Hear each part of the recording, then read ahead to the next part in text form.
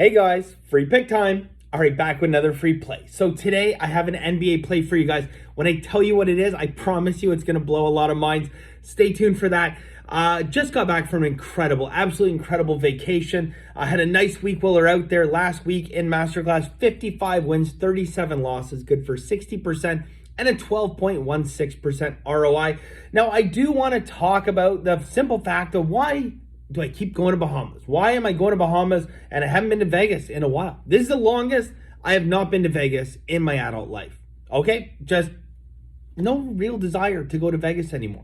And I'm going to tell you why, because that sounds crazy. And Vegas was always my second home. For a while, it was my home. I considered Vegas as the place that I lived. Okay? And it's been so sad and depressing to see what Vegas has turned into, to watch the decay of Vegas over the last 20 years. And I'll actually say not only over the last 20 years, I'll say over the last maybe 7 to 10 years, to see what Vegas has turned into and help you guys understand why I'm off to Bahamas. Okay, now, first and foremost, I'm a sports bettor. Okay, so Vegas should be the place where I go, right? To get all my action down. Well, no. Okay, and the first reason why I'm going to Bahamas and not going to Vegas is very, very simple. Okay? Pop your head outside the Baja Mar. Pop your head outside of Atlantis. And what are you going to see? You're going to see $50 million yachts, $100 million yachts, $150 million yachts. And these same people are coming inside and placing sports wagers. Okay? There's yachts such as the Double Down, yachts called the All In. Google them. They were parked this week at Atlantis. Okay? These are gamblers. These are people coming in, and these books will take huge amounts. Now, I asked them outright, what is the limit you will take on a bet? And they told me straight up, we don't have a limit. If it's too high and we have to review it, we'll review it, but we don't have a limit. And I saw firsthand $100,000 wagers being placed. Okay? Now, I walk in, I bet $25,000, $30,000 a game. They don't bat an eyelash, not even for a second. Okay? Print the ticket, off I go. Now I want to walk into a major retail sports book on the strip. Okay, Caesar's Palace. $2,000, $3,000. Approval. Every single time. Good luck trying to get down a unit this, okay? So I got to sprint around the city, trying to get down money, different lines of different books. No thanks. I walk into one sports book in Bahamas, and they'll take my unit size. Fantastic, okay? Ease of wiring, better laws, okay? Wire stupid amounts of money, completely cashless, okay? Go to the cage, get some chips, walk up, use those chips, bet it. Don't have to worry about carrying around hundreds of thousands of dollars, getting rolled. No, cashless, okay? This is fantastic, okay? Another reason why I like this. And it's so simple to just be able to wire money and wire it back. Call them, get a host, they'll take care of it all. Very, very, very simple. All right. Now, let's just talk about, now that's the logistical side of it. But let's talk about everything else, okay?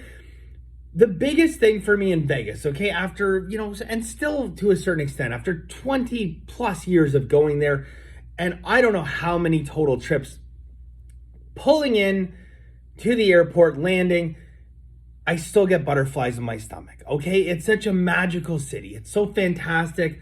I love it. But now what I realize is, unfortunately, I am more in love with the idea of Vegas and my belief of what Vegas is and what it was than I really am with what Vegas has become, okay? So let's take a quick comparison look between the two. Let's talk about what I did this week, okay? Because if you're going to sit there and try to compare Vegas comps, what they are now, not what they used to be, but if you're going to sit there and compare Vegas comps to Bahamas comps, like not even in the same ballpark. Okay, let's talk about what I did this week. Private 75-foot yacht. Okay, now look, it's not a 150-foot yacht. It's not a, $75 million yacht, but it's a 75-foot yacht, private. Okay, we went swimming with pigs. Can't do that in Vegas. Snorkeling in some of the clearest water in the world. A lot of meals comped, okay? bottles when we want it, etc., etc., etc. Okay, and then at the end of the day, you have the tropical paradise, swimming in the beaches and stuff. The nice thing is when I want to walk into a sports book and I want to watch my game in the sports book, they're not going to fucking try to charge me $1,000. Anyone see that now? Vegas has literally started charging people to watch games in the sports book. You want to sit up in the VIP or where I basically lived at Caesar's Palace, okay? They want to charge you thousands of dollars to do that now, okay? Want to go to a nightclub in Vegas? Used to go say, okay, look, buy a couple bottles, $1,000 each, whatever, $2,000, have some fun. No, $10,000 minimum. Hey, don't want to pay $10,000 minimum? Get the hell out. Okay, the old $20 buffets. Used to complain, I can't believe they're $20 because they used to be $5. Seriously, I'm not even kidding. MGM Grand, they used to charge $5, $5.99 for their buffet because they buried it at the back of the casino, and their thinking was, hey, if we just get everyone walk through the casino, they'll gamble, right? Well, the mindset's changed, okay? Pump those buffets up to $20 and, used to laugh and complain, say, oh my God, I can't believe what Vegas has become. Forget that. $75 now, $75, $80. I don't know what Bacchanal charges on the weekends anymore. 85, 90, 100, who knows? Okay? Vegas has turned into a place that could give you value and entertainment in exchange for your money.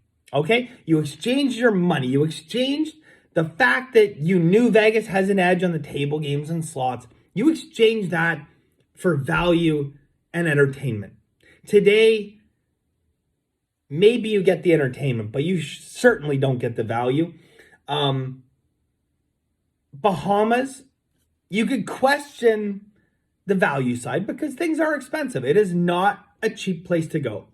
But as a larger sports bettor, as someone who's moving larger amounts of money, there is no comparison between the two.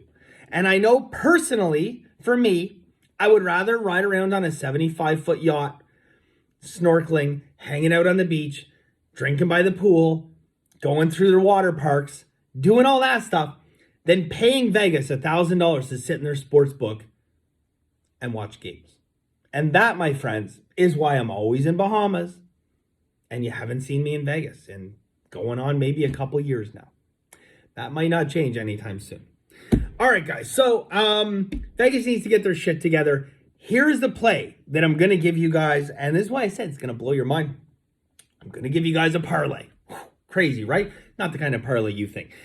This is actually a negative juice parlay, okay? We're going to lay juice on this parlay with two teams, okay? Two big favorites. Oh my God, great pick, Bender. You know what? But let's talk about the math of it, okay? Let's walk through the math. Now, I've talked about many times, I hate parlays, okay? I'm not a fan of them. It is a fantastic way for you to accelerate the amount of money that you are losing by betting these ridiculous parlays. But occasionally you find matchups and games where you can find an edge mathematically. And so what I want to do is give you this parlay, guys. We're laying some juice on it, okay? Which is why we practice bankroll management. But I want to walk you through the math so you understand the value. And you understand that, it is rare to find situations where you can make these kind of parlays, okay? But they do present themselves.